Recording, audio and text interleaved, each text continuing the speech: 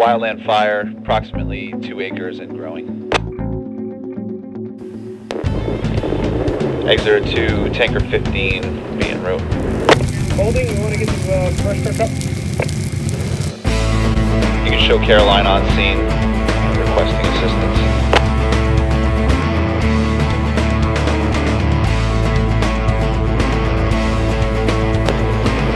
Yeah, Chief on scene will be requesting a call, go out to DEM. Go ahead. You can show DEM forestry units are on scene.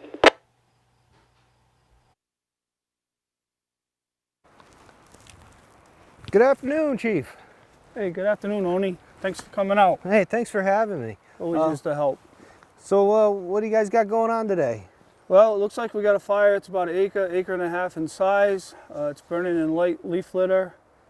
Flame length's running between 1 to 3 feet, and it's heading towards a dead pine stand. I'd really like to get this fire contained before it hits that heavy fuel.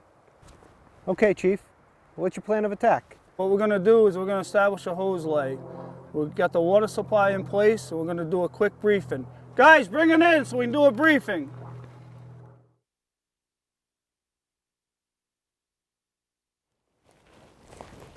Easy access to water and relatively flat terrain make hose lays a common method for fighting wildfires in Rhode Island.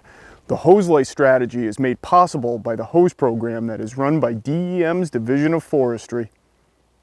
The Division of Forestry loans bags of 1.5-inch weeping forestry hose to fire departments throughout the state. When the hose is used on a wildland fire, forest rangers exchange the hose with fresh bags. The used hose is then tested, washed, and rebagged for redistribution at a forestry facility. Okay, bring it in, guys, for a quick briefing. What we have is we got a fire that's burning between 1.5 to 2 acres. We got flame lengths that are running no more than 3 feet. It's burning in light leaf litter, but the fire is heading towards a dead pine stand that we want to cut it off before it gets to.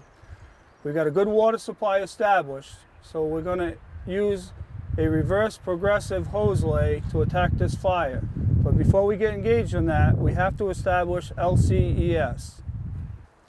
Chief, what's LCES? LCES stands for Lookouts, Communications, Escape Routes, and Safety Zones. These are the 4 things that we need to talk about before we engage in firefighting, and I want to make sure that everybody's clear and understands them. For lookouts, our lookout is Jay Aaron. He is on scene watching what the fire is doing. When we begin to attack the flanks of the fire, I want 1 additional lookout ahead of each nozzle to warn people of approaching hazards. Arnold? Our communications will be on Bendix King, Channel 1. We can also communicate by word of mouth. Let's make sure communications are clear and understood. Our main escape route will be to follow the hose lay away from the fire back towards the staging area. If things get too hot in there, an additional escape route is into the black. Our safety zones will be this staging area and the black area of the fire. Chief, what do you mean by the black area? Good question. The black area is the inner part of the fire that has already burned. This fire is consuming most of the fuel it comes in contact with, leaving the interior a good black burned area that's not going to burn again. We can safely retreat there if we get into trouble.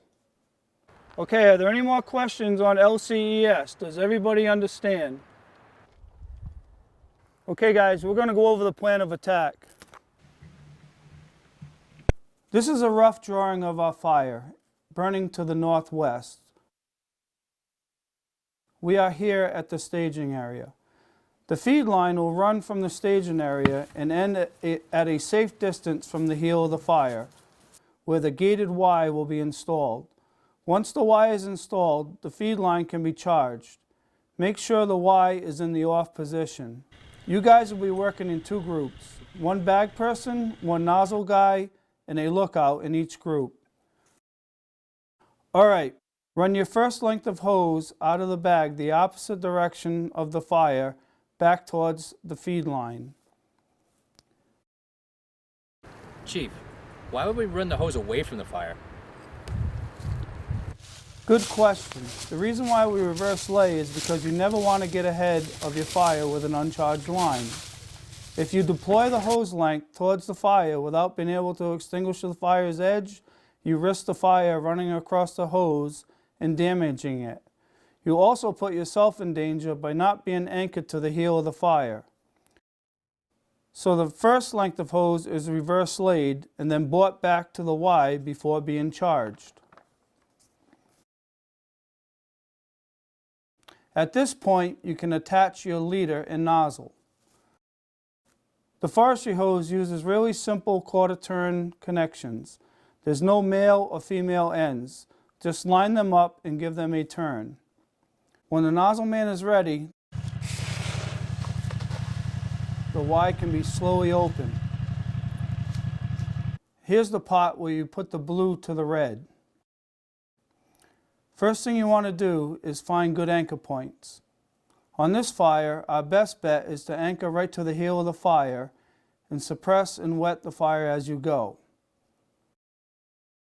Flank the edges of the fire, wetting everything down, and make sure everything is out before moving on. Make sure to spray into the black. We don't want any stray embers kicking out and causing a spot fire. Continue wetting the edge down until you reach the end of your first length of hose. Now it's time to clamp off and reconnect. Each person carrying the hose bag wants to make sure they have at least one hose clamp. You'll want to install the clamp close to the coupling. That way, if the clamp bites a hole in the hose, it can be easily recoupled. While the bag person is clamping the hose off, the nozzle man can be pulling another length of hose out. Again, go in the reverse direction of the hose lay. Oni, Yes, Chief. you didn't happen to bring one of those mop-up kits with you that the forestry department has, did you? As a matter of fact, I did. Got one in the back of my truck. These mop-up kits contain inline tees for running 3/4 inch mop-up hose. We are going to install one of these tees every other coupling, so every 200 feet. When the time comes for mop-up, using the 3/4 inch hose will give us more nozzles, save water, and make things a lot easier. For now, just install the tees and make sure the valve is in the off position. So with the next length pulled out, it can now be attached to the hose lay. The nozzle person can now bring their end back to the coupling and reattach the leader and nozzle. When the nozzle person is ready, the bag guy can slowly undo the clamp. Then we just continue working both lengths of the fire using the reverse lay method to add lengths of hose as needed. As both sides progress, they will eventually meet, thus pinching the head of the fire. Anchor, flank, and pinch. That's how a direct attack on a wildland fire works. Okay guys, does anybody have any questions? No. Does everybody understand what we're doing? Yes. Okay, let's remember your LCES and let's get to work.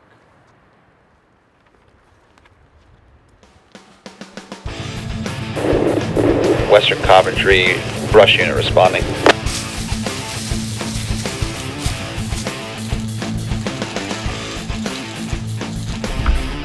Keep going.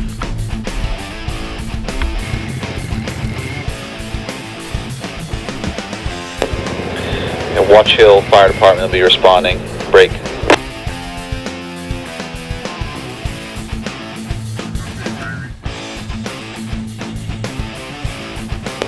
High and Lowland on scene. Over.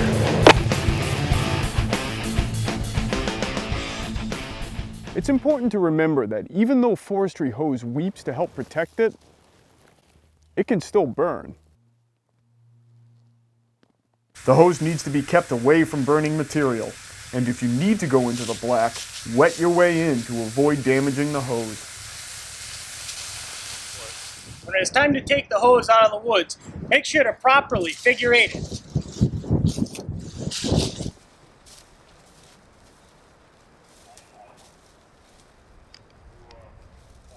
This not only drains the water and makes it lighter to carry out of the woods, but makes it easier to redeploy if you have another fire before your hose is exchanged. Aaron, look out to ops. Go ahead. Both flanks have met. The fire is contained. Over. Excellent. Have everybody take one last look around the perimeter, make sure there's nothing smoldering near the edge. Then assemble the crew back at the staging area and we'll have an AAR. Copy. All right, bring it in, guys. First off, I want to thank you all for a job well done. You worked safely and remembered to maintain LCES throughout this fire. How do you guys feel the reverse progressive hose delay worked? I feel it went great. Working in groups made this hose lay go smoothly.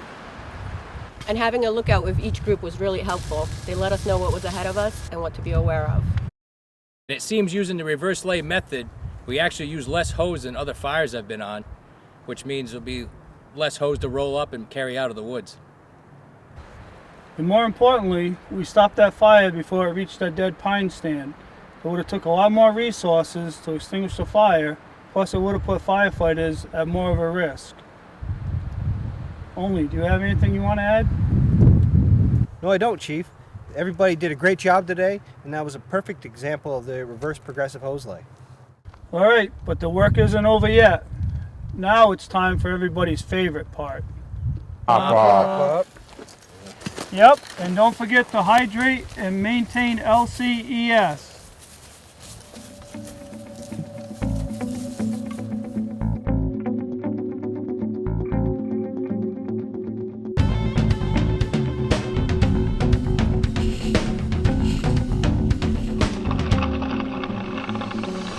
More videos like this and regular fire danger updates, check us out on Facebook at www.facebook.com/Rhode Island Wildfire.